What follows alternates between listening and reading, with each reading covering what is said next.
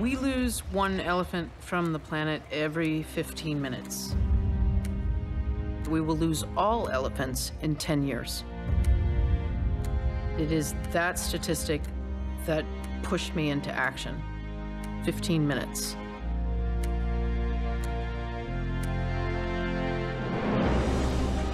The issues we're having around preservation, nature, and what I've learned is that scientists need help and they're running out of time. Project 15 is about building this bridge between the scientific community and the technical community so they can learn what tools we can bring to the table. The Serengeti is one of the largest parks in Africa at 17,000 square kilometers, yet the Serengeti only has 150 guards. Imagine trying to protect the state of Maryland with 150 rangers. It's impossible.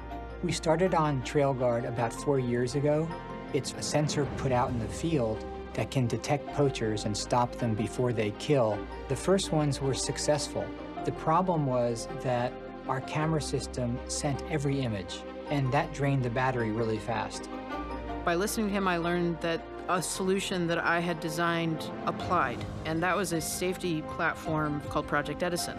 His camera sent events. It was the same as anything we did in a city, and that was my aha moment. Sarah talks about the idea, and I said, I know how to do it. We started drawing boundaries and where we could put devices and how that could all be brought up to the cloud for better notification of rangers. We built Azure as a hyperscale cloud services platform. We're able to provide machine learning, analytics, or reporting all over the world. Microsoft is really advancing these deep neural network models that are able to identify any species that is of concern to conservation. We have a truly hybrid platform. I can run the same services that I have in the cloud down at the edge. Microsoft's been dedicated to environmental sustainability for a long time. We have this culture that says if you can invent a technology solution to that problem, you should do that. Project 15 can really have a bigger impact with something I already know. There's a breadth of challenges that need to be solved. There's connectivity, networking, there's devices to be built. One idea is to use the drone and the AI, and with this solar cells, we can cover big parks in Africa with the self-charging drones. These are the kind of ideas. There's animal preservation, climate research, water purification. We are looking for contribution from people with different technologies, skills, experience. Everybody can contribute. Whatever you are interested in, take 15 minutes just to think about it. How can the solutions you're developing be reimagined in the pursuit of solving some of the world's most critical challenges? Join Project 15 and bring your ideas to the table. Please join us. Join us. Join us. Please join us.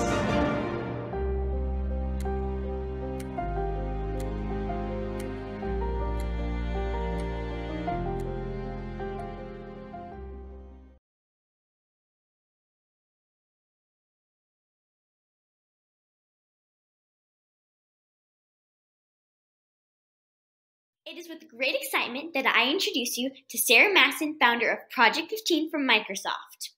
Sarah, as we just learned from watching the Project 15 video, you figured out something that you invented to help keep people safe, and that would actually keep animals safe. This is a huge deal. What people don't know is that your original invention all happened because of your cat. Please share this story. It did. You know, Kate, you're going to find that a lot of ideas come from things that happen in your life. And I know you know that with your book.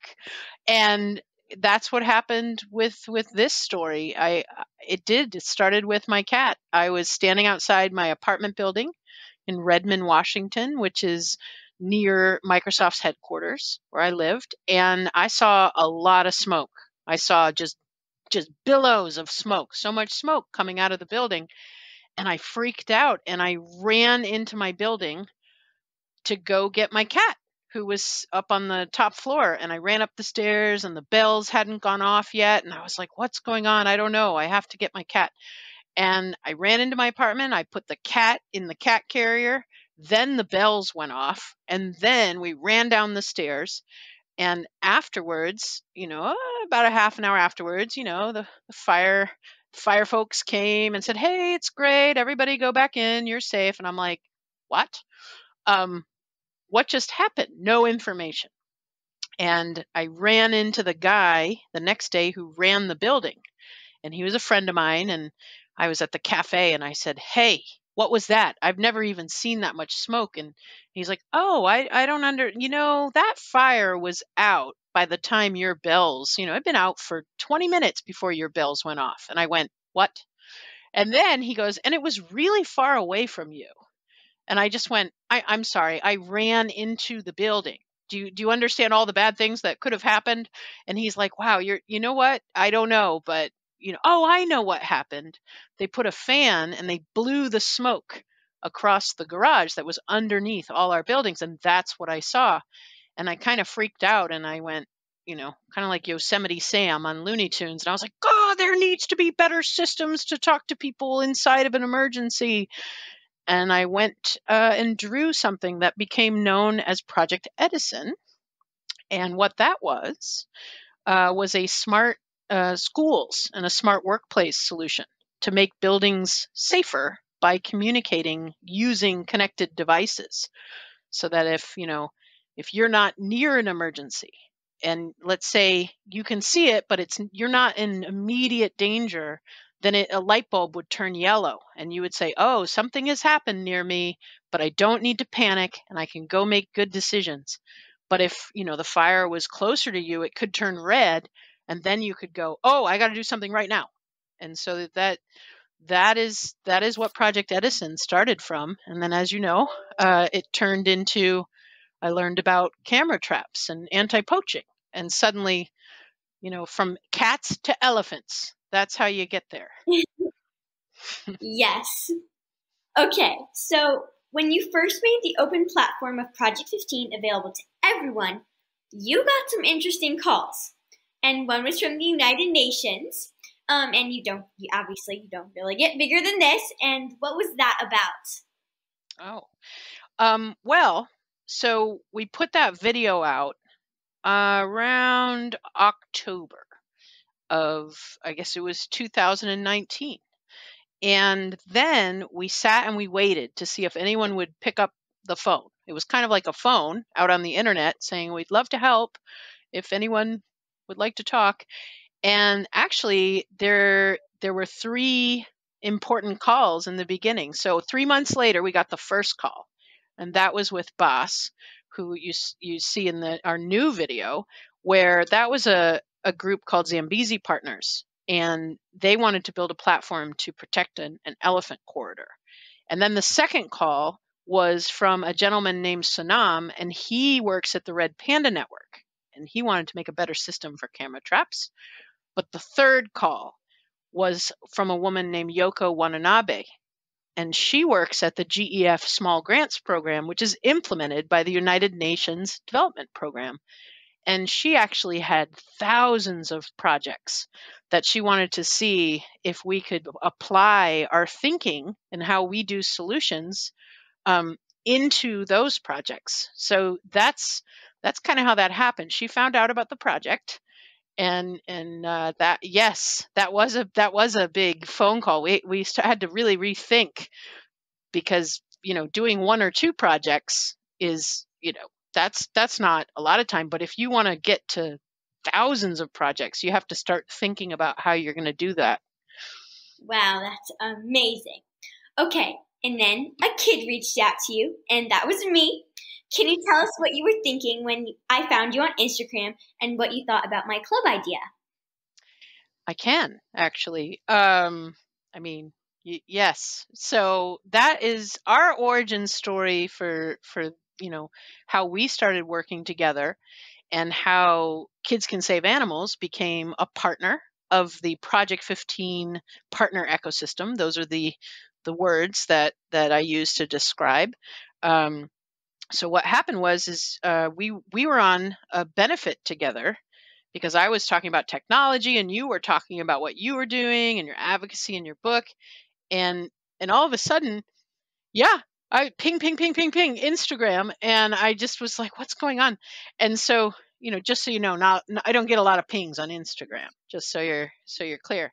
And yeah, and then I have an idea, and I remember some of the first things you said was, don't discount my ideas just because I'm younger. And I said, oh, that's a good point.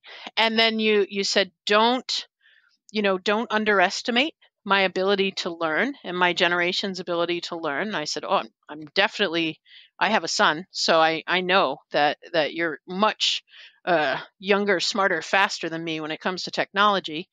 And then the third one is you made a really good point where if we wait, if you had to wait to be my age to be able to do what I do, your point was that everything will be gone by then and that we needed to start sooner. And so I took your call, as you know, and we had a meeting. And it was great. And yeah. And that's your pitch meeting. You said, I want to make a club. And I thought, a club? And you're like, yes. And I just okay. And what we do in commercial solutioning is we do something called an architectural design session, which is an ADS. And so, as you know, I'm telling your friends and listeners here, we did an architectural design session for your idea and what that might look like. And I'm pretty sure we can share a picture of what that looks like. And so what it was is it's a fascinating idea, in my opinion. Thank you. Now we have a club. There we go. Do you think Club 15 is a useful learning tool for parents and teachers? Absolutely. It's funny because whenever you pitch someone an idea, and this goes for anybody listening, you have to give your business case, you have to give your use case, you have to tell what the problem is, you have to tell what your solution is, and what the world would look like with your solution in it. And, when you start to think about the format that you designed, and, I was the translator, I'm just here, I'm a little bit older, I'm mentoring, what you're saying and what it looks like. And so this format of, here are interviews with scientists and different, specialists that are applying technology to different use cases, different topics in sustainability and conservation. Here are some technologists that can teach you a little bit more about those concepts. And then here are advocates that maybe they're doing something in a different way. Like you don't have to be someone who codes to be able to come up with a great solution for awareness and advocacy. I mean, it's very fascinating. And I think a lot of adults and teachers are going to be able to do, to use your assets, as they're called, your interviews, and construct their own club-based lessons on how to do it. Yes, I totally agree. Okay, so the launch of Club 15 will focus on biodiversity and will feature leaders who are saving wildlife in wild spaces. Microsoft is generously providing a learning lab. Can you briefly explain what kids will learn in this lab? Sure. So one tool that we use on the tech side a lot is something called open source and something called GitHub. And so this is a place where you can put software that you design out in the world and other people can take it, learn from it, build it into something else. And so one of my colleagues who's over in what they call developer advocacy, cloud developer advocacy, it's advocacy, which but different. They are bringing in a lab so that you are able to come to GitHub, look at the lab, go through the instructions, and learn how custom vision works. How do we make cameras see? Which I think is a theme in some of the scientists that you've been talking to, because it's one thing to have a camera pointing at things. It's another thing for it to know, hey, that's an elephant, or that's a person, or that's a cat. So I hope that some of your listeners will go off and try to use that and learn how that works, because it's really fun once you figure out how it works. Definitely. Okay. Sarah, what is your hope for Club 15? I mean, my ultimate hope is that you will be successful, that your mission at the beginning, well, your overall mission is, of course, advocacy has no age limit, and neither does learning, and neither does awareness. And so you will be successful in your community of learners to be able to really teach these use cases, to really get people. You don't have to know how to code to know how these things work. And so I think that, my greatest hope for Club 15 is that it brings awareness, and it just kind of teaches people how it works. And like you said when we met, you just want to teach your generation how this works so you can get going faster. Sarah, thank you for taking me seriously when I reached out to you. Thank you for believing that kids can make an impact, and it was amazing talking to you today. Well, thank you for having me, Kate, and best of luck as this grows. Thank you. Let's go! La, la, la, la.